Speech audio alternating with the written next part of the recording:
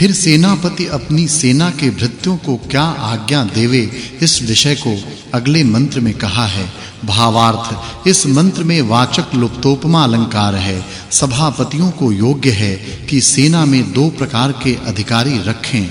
उनमें एक सेना को लड़ावे और दूसरा अच्छे भाषणों से योद्धाओं को उत्साहित करे। जब युद्ध हो तब सेनापति अच्छी प्रकार परीक्षा और उत्साह से शत्रुओं के साथ ऐसा युद्ध करावे कि जिससे निश्चित विजय हो, और जब युद्ध बंद हो जाए तब उपदेशक योद्धा और सब सेवकों को धर्मयुक्त कर्म के उपदेश से अच्छे प्रकार उत्साहित करे। ऐसे करनहार मनुष्यों को कभी पराजय नहीं होता। भावार्थ, कोई भी मनुष्य विद्या और अच्छे भोजन पान के बिना पराक्रम को प्राप्त होने को समर्थ नहीं, और इसके बिना सत्य का ज्ञान और विजय नहीं हो सकता। फिर किस प्रकार के सभाध्यक्ष का सत्कार करें, इस विषय को अगले मंत्र में कहा है। भावार्थ, मनुष्यों को योग्य है कि जो सब सत्कार करे शरीर और आत्मा के बल को प्राप्त होके परोपकारी हो, उसको छोड़ के अन्य को सेनापति आदि अधिकारों में कभी स्थापन न करें। फिर वह कैसा हो, इस विषय का उपदेश अगले मंत्र में किया है। भावार्थ, हे मनुष्यों, तुम सेनापति को इस प्रकार उपदेश करो कि क्या तू सबसे बड़ा है? क्या तेरे तुल्य कोई भी नहीं है? क्या कोई तेरे जीतने को भी समर्थ नहीं है? इससे तू निराभिमानता से सावधान होकर वर्ता कर। फिर वह कैसा है, इस विषय का उपदेश अगले मंत्र में किया है।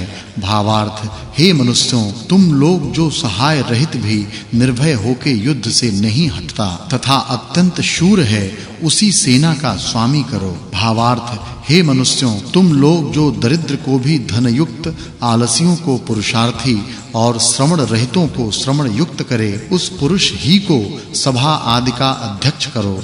कब यहाँ हमारी बात को सुनोगे और हम कब आपकी बात को सुनेंगे, ऐसी हम आशा करते हैं।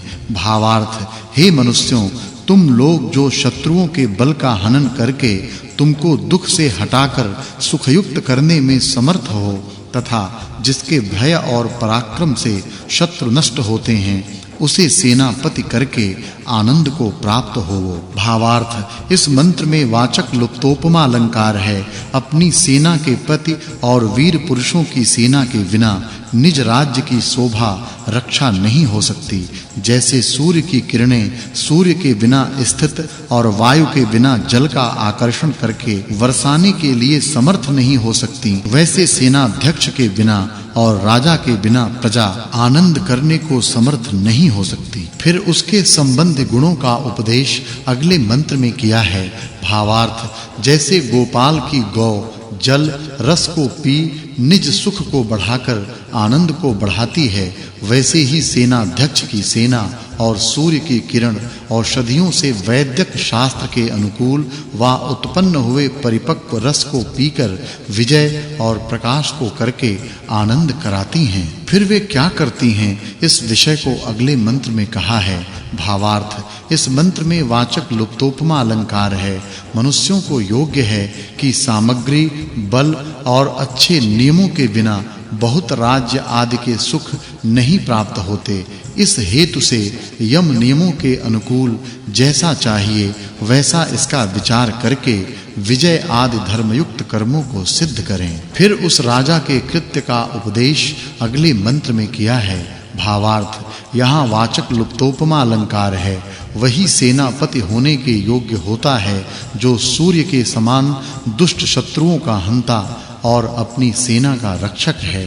फिर वह कैसा है, इस विषय को अगले मंत्र में कहा है। भावार्थ, इस मंत्र में वाचक् लुप्तोपमा अलंकार है।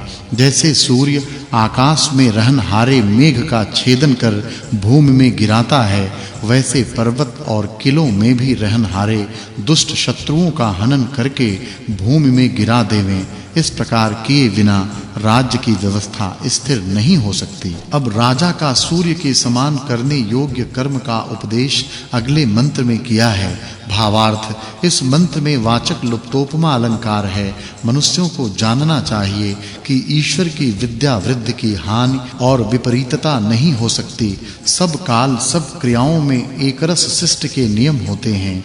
जैसे सूर्य का पृथ्वी के साथ आकर्षण और प्रकाश आदि संबंध है, वैसे ही अन्य भूगोलों के साथ, क्योंकि ईश्वर के स्थिर किए नियम का व्यभिचार अर्थात भूल कभी नहीं होती। फिर सेनापति के योग्य कर्म का उपदेश करते हैं। भावार्थ, सबका अध्यक्ष राजा सबको प्रकट आज्ञा देवे, सब सेना व प्रजास्थ पुरुषों को सत्य आचरणों में नियुक्त करे, सर्वदा उनकी जीविका बढ़ा के आप बहुत काल पर्यंत जीवे। अब अगले मंत्र में प्रश्नोत्तर से राजधर्म का उपदेश किया है। भावार्थ, जो 48 वर्ष पर्यंत ब्रह्मचर्य, उत्तम शिक्षा और अन्य शुभ गुणों से युक्त होते हैं, वे विजयादि कर्मों को कर सकते हैं।